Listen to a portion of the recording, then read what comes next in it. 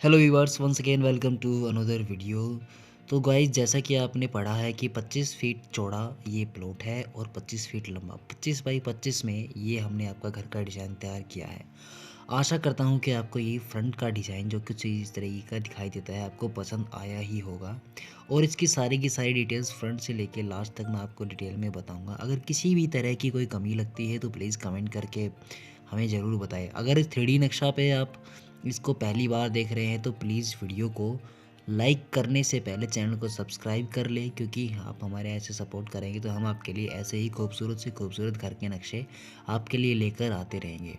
आपको ये फ्रंट का डिज़ाइन किस तरीके का दिखाई दे रहा है, आपको कैसा लगा, प्लीज़ हमें कमेंट करके ज़रूर बताएं। और किसी भी तरह की कोई कमी लगती है तो प्लीज़ वो भी हमें कमेंट करके बताएं, ताकि हम आपके लिए ऐसे ही खूबसूरत नक्शे और आपके लिए 3D मॉडल्स तैयार करके लाते रहें। वीडियो को शुरू से लेकर लास्ट तक देखिएगा ताकि आपको सारी की सारी डिटेल अच्छे खासे तरीके से समझ में आ जाए। तो सबसे पहले जैसा कि आपने देखा है कि 25 बाई 25 में बता देता हूँ कि जो आगे की जो ये थोड़ी सी जो जगह बची है ये हमने 25 फीट में नहीं ली, ये एक्स्ट्रा हमने जगह यूज़ करी है। अगर आपका प्लॉट सिर्फ 25 फीट का है तो यहाँ तक आप इसको यूटिलाइज़ करेंगे। तो सबसे पहले मेन एंट्रेंस की अगर बात कर लीजिए तो बीच में आपकी मेन एंट्रेंस होती है। एक लेफ्ट साइड में आपको कार पार्किंग के लिए एक बिल्कुल अलग गैराज बनाया गया है जो कि कुछ इस तरीके का दिखाई देता है। इसकी चौड़ाई की अगर बात कर ली जाए तो ये 10 फीट चौड़ा है अंदर ही अंदर, और लंबाई की बात करें तो वो है 13.5 फीट लंबाई अंदर ही अंदर। और एक चीज़ मैं बता देता हूँ, बाहर की चारों तरफ की वॉल जो है वो सारी लगभग लगभग 9 इंच में रखी गई है, और अंदर की वॉल है वो सारी की सारी 4 इंच में रखी गई है, ताकि आपको किसी भी तरह की कोई दिक्कतों का सामना न करना पड़े। और पीछे के अगर डिज़ाइन की बात कर ली जाए तो ये आपको जो पीछे की तरफ जो कमरा मिल जाता है ये है 8 फीट चौड़ा और 9 फीट लंबा। मतलब ऐसे अगर देखें चौड़ाई 8 फीट है और लंबाई ऐसे देखेंगे तो इसकी 9 फीट है लंबाई है। तो उसके साइड में जो देख रहे हैं आप एक ओपन किचन है जो कि काफ़ी खूबसूरत सा है और किसी भी तरीके से मतलब छोटा नहीं है। और किचन के साइड में ये जो छोटा सा डक्ट देख रहे हैं ये वेंटिलेशन के लिए डक्ट है, जो नीचे से लेके ऊपर तक फ्लोर तक खुला रहेगा। और डक्ट के साइड में हमने टॉयलेट बाथरूम दिया है। मैं यहाँ पे एक विंडो लगानी भूल गया, तब यहाँ पे एक विंडो लगाइए ताकि आपका वेंटिलेशन बाथरूम का यहाँ से हो जाए। ये वेंटिलेशन के लिए डक्ट है, जिसकी अगर चौड़ाई की बात करें तो वो है 5 फीट, और लंबाई की बात अगर इस तरीके से देख रहे हैं ना आप लेफ़्ट टू राइट, ये है चौड़ा, ये 5 फीट है। और फ्रंट से बैक साइड का जो दीवार है देख रहे हैं पीछे की 9 इंच है, आगे की 4 इंच है। तो ये लंबाई मानेंगे आप, क्योंकि आपका फ्रंट 25 फीट इस तरफ से है। तो ये चौड़ाई होती है 2 फीट 10 इंच के करीब। जी हाँ दोस्तों।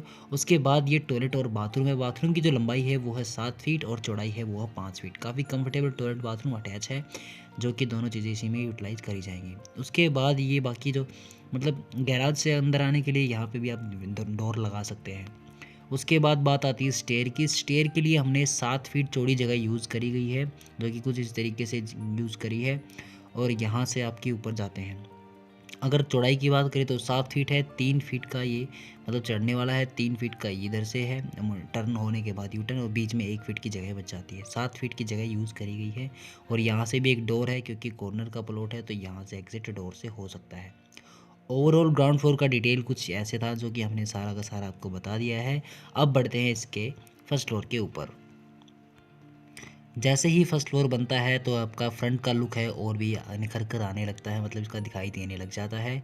ये आपको फ्रंट में बालकनी है, जो मतलब नीचे की जो दीवार है उससे थोड़ी सी आगे रखी गई है। 3 फीट की हमने बालकनी ली है, जो कि काफ़ी कंफर्टेबल दिखाई देती है। जैसे आप स्टेयर से ऊपर की तरफ आते हैं तो आपको मिलता है सामने की तरफ एक ये छोटी सी जो जगह दिख रही है, ये हमने एक टेम्पल के लिए जगह रखा है। और एक चीज़ मैं आपको बताना चाहता हूँ, वास्तु के हिसाब से भी इन चीज़ों का ध्यान रखा गया है कि सही चीज़ें सही जगह पे ही आए।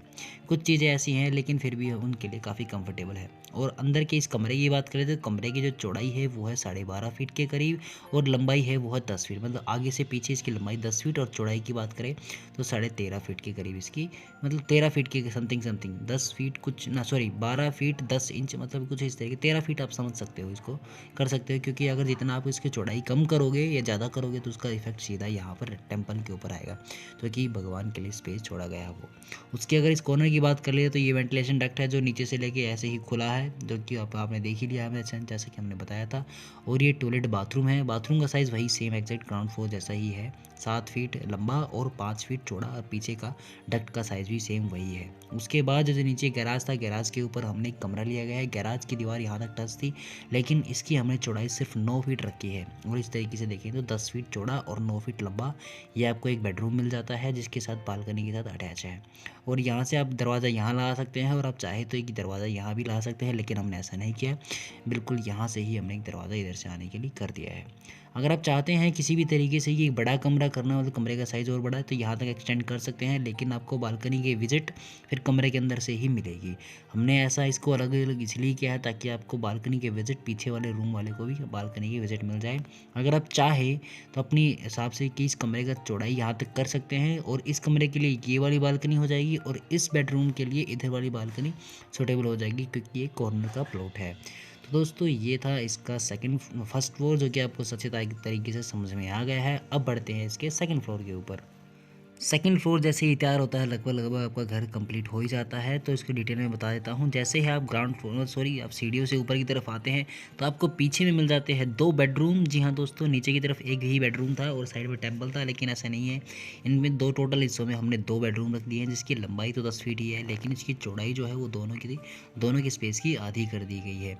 लेकिन इस कमरे के साथ अटैच टॉयलेट बाथरूम है, जो कि छज्जे को यूटिलाइज़ करके बनाया गया है। यहाँ से कुछ इस तरीके से दिखाई देता है। और उसके बाद ये वाला बेडरूम है, इसके साथ अटैच टॉयलेट बाथरूम नहीं है, इसके लिए कॉमन टॉयलेट बाथरूम है, जो कि यहाँ पे आपको दिखाई दे रहा होगा।